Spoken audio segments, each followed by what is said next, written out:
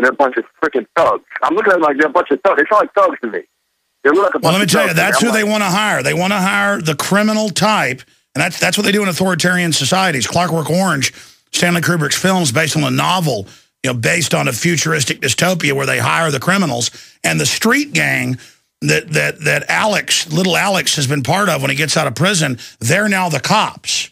And they beat him up. And that's what it is. And I've been in New York, and I've never seen police.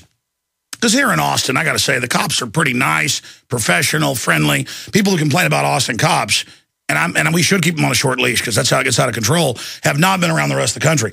In New York, I've seen women who are tourists go, "Officer, sir, can you please tell me where this is? Do I look like a phone book lady?" And then I've even talked to an Austin cop that happened to. He was up there visiting. And I mean, you see him, and it's like the cops are all together. Because I happened to run into a parade they were having last time I was there for the Talkers, a keynote speaker award or whatever. And I was there as the keynote speaker. Point is, I go, let's walk to Central Park and get some exercise before we go get in the cab and go catch an airplane. So it was like the Puerto Rico day parade. And they had thousands of cops out for this little parade with all these kids and stuff. But they were there just bugging their eyes out and acting like the most scummy gangs. Because I grew up in Dallas. I grew up outside Dallas. We went into Dallas all the time. And by the time I was a teenager, I went in with friends to buy bootleg beer and stuff. I'll be honest, I was in there like every 3 days because you go into the worst neighborhoods and buy beer. Instead of a crack house, it was like a beer house. But it was a liquor store. You could have a 10-year-old go in there and they'd sell it to you. And again, that's because the law wasn't enforced there. That was a zone. I didn't understand that then.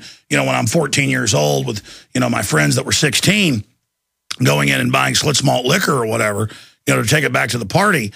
But I don't know why I started even telling that story. Oh, but you know what gangs look like and how they act. And you go down the wrong road and there's 20 gang members at the end of the street acting tough. Gangs don't even act like this. These were like Arrested Development punks who were big wimps, dressed up with huge pot bellies and their hats all gangster style, and cops smoking cigarettes and cigars and waving their arms around. Black, white, Hispanic, didn't matter. They looked like total filth. And you're like, my gosh, this is a group of miscreant criminals. And their union runs the city. Nothing can stop them, except when they breathe deadly dust, they're not going to get treatment. But, I mean, what do you make of what I just said? It's all true. I know there's a cop that works in the 6th Precinct up here in New York City that he's an Italian guy. He has the big pot belly thing. He smokes cigars. Every time you see, it's him because he always has a big thick cigar in his mouth all the time. And he's a troublemaker. He's one of those guys that'll get in your face. Just because he got a little badge on his chest, and he thinks that you're just supposed to bow down to him. And I just don't do that. Like I said, I've been listening to you for a long time, and I take a lot of what you said on radio and what you teach on the radio, and I put it to use on the street when these cops come up and just bug you, because everyone knows when you go to the West Village in New York City, the 6th Precinct is one of the most racist. I have some good friends that work there. There's a lot of good cops there, but for the majority, man, there's a lot of racist cops that work that beat, and they'll come up to you and just start stuff with you, man. I mean, seriously. Well, listen, they had 203,500 stop and frisk, warrantless searches in the first 3 months of this year. That came out yesterday. And the thing is, I have experienced it. I have experienced the New York police. I've been in their jail before for protesting. And, at one point, they took my handcuffs off and said, "Do you want to do something?" As about 6 of them stood around with billy clubs. And I'm just like, man, just put me in the jail cell. No, I don't want any trouble. And it was all, "We're cowards. Do you want to do something, big guy?" And I'm like, well, number one, I said, I'm not a big guy, and I'm just protesting. And no, sir, I don't want to. And they're like, good, then get in there. And then I described the guy they had bringing McDonald's bags and orange soda drinks to people that had been in there for days. It was like over 100 degrees and stuff. It was like 90-something in the summer, 100-something degrees in there. They put me in a jail cell with feces everywhere. They were laughing, put me in one on purpose that was overflowed and everything. We're laughing. And they had like a mentally retarded jail guard, like out of a movie, like Quasimodo, going, you want the burger? You want the... And there was these black guys begging for the food. And they sounded like they could barely talk either. I mean, talk about dehumanized people. And they're going, I want it, please. And after about an hour of off and on begging, he gets all sweet and goes, I give it to you. I give it to you. And it's the little white jailer sitting there giving him a hamburger and an orange drink and guys begging and thanking him. And I'm like, my God, I've entered the vortex of hell. I almost wanted to stay in there just for the anthropology research of it. But I'm telling you, this is what they're done to us. This is what tyranny is. This is what they've turned us into. And it was some corrupt cop's brother or cousin. I guess they couldn't get a job anywhere. That's the new welfare, is you just get your dumb cousin the job. And so he was getting the power trip of people begging for the food. He wasn't evil. And then giving it to them, talking to them like they were a dog. I just can't believe what we've turned into. I just can't believe it. And the cops laughing that I was in a room with feces all over the bench and on the floor. And it didn't dehumanize me. It dehumanized them. I just sat on one edge. If you think some crap's going to hurt me, you got nothing coming. And I just felt so sorry for them. And I thought, my God, I come from a classy family. I come from Christians. I come from the founders of this country. I am so blessed. Donald in California, you're on the air. Welcome. Alex, you're a true American patriot. All I'm trying to do is survive, brother. Thank you for calling. You know, most of these hosts screen your calls. They're rude to you. You got to thank them. I want to thank you for calling and making my talk radio show. I want to thank you for calling. Go ahead. Well, I'd just like to tell you some things about what's going on in the deserts of Southern California here. We've got the globalists preparing for a civil war in America. Just the other day, my friend and I were out doing the usual thing we like to do, shoot our 22s, look for some jackrabbits, and we hear some helicopters above our head. We look up, and no more than 150 feet above our heads in American airspace are two Mexican Navy helicopters flying with American helicopters together. No, that's admitted. 10 years ago, we'd hear about this from credible sources, but now in the last 3, it's in the news. They're allowed to go in U.S. airspace. Furthermore, there were hundreds of military vehicles out in the desert canyons, as if they were being stored out there for some reason. I've seen helicopters with weapons on them flying over urban areas here in Southern California. Well, sir, you know in NLE09 and scores of public statements they plan to use, quote, Mexican and Canadian troops to suppress U.S. insurrection. This is a globalist preparation. This is what I'm worried about, Alex. This is what I'm worried about. There's only one way out in California, and that's east. And that's through that desert, yep. Through the desert, and that's where all the equipment's at. You mean west? Only one way out of California? No, that would be east, back towards Nevada. Now, there's only that one highway there in the south. The 8 East is the only highway through the desert, and that's the main highway that I've been seeing all of the military equipment on. Furthermore, there is a U.S. Border Patrol station there called Cameron Station that I believe is a front for a FEMA camp. Well, of course it is. They admit all those bases and areas are the staging grounds where they pull up suddenly. Oh, we've got a security risk on you, Mr. Jones. We know. Oh, your wife, children, they're going to go with these people. And they got the big pot bellies rubbing their hands. And then right at that point, your kids are going with the pedophiles. You're going to a torture dungeon. And that's just how they are. They say they're having budget problems, but every time I drive by, there's a new building, there's 100 brand new SUVs, and there's 30 guys standing around with their engines running.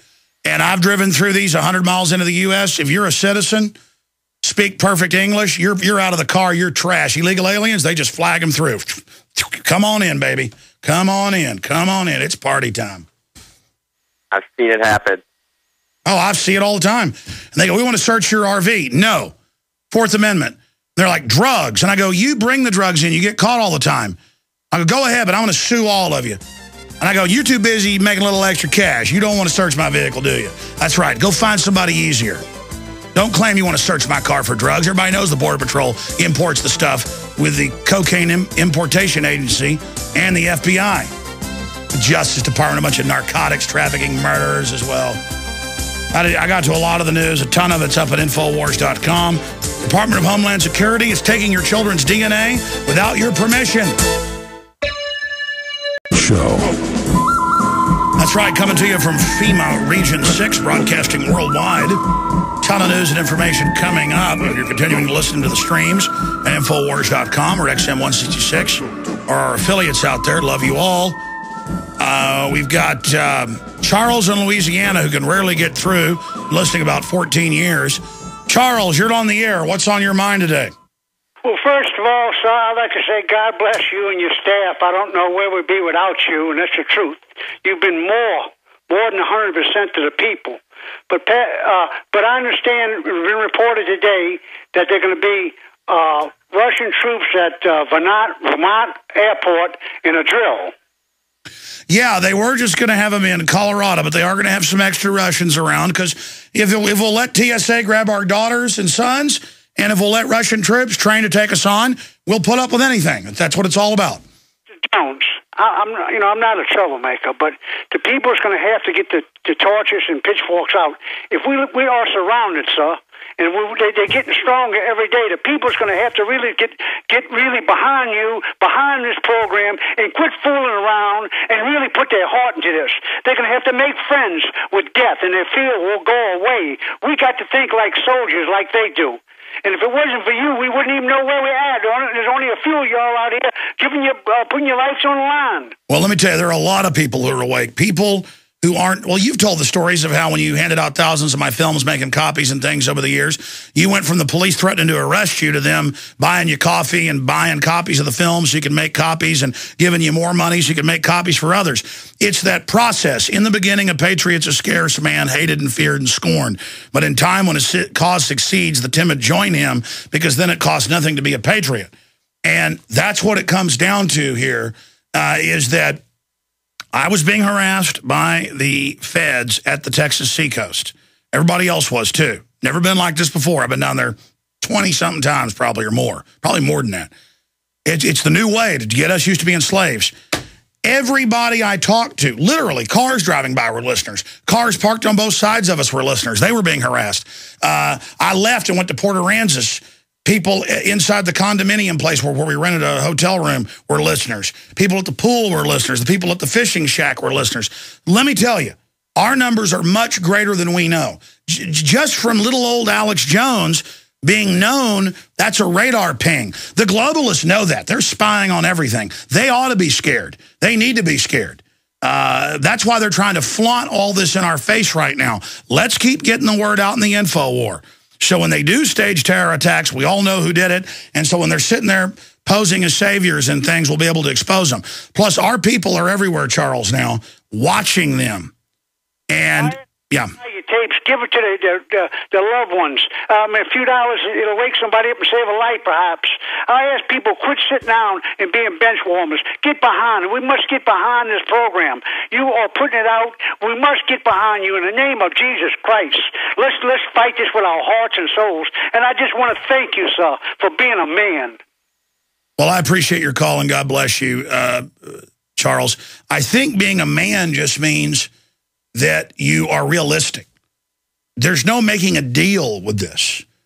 It's like learning you have horrible lung cancer. You've got to get it removed. Or it's not like, man, you've got courage going and having that cut out. Well, what do you think I'm going to do here? I mean, it's like being mugged by somebody. I mean, you're going to fight back.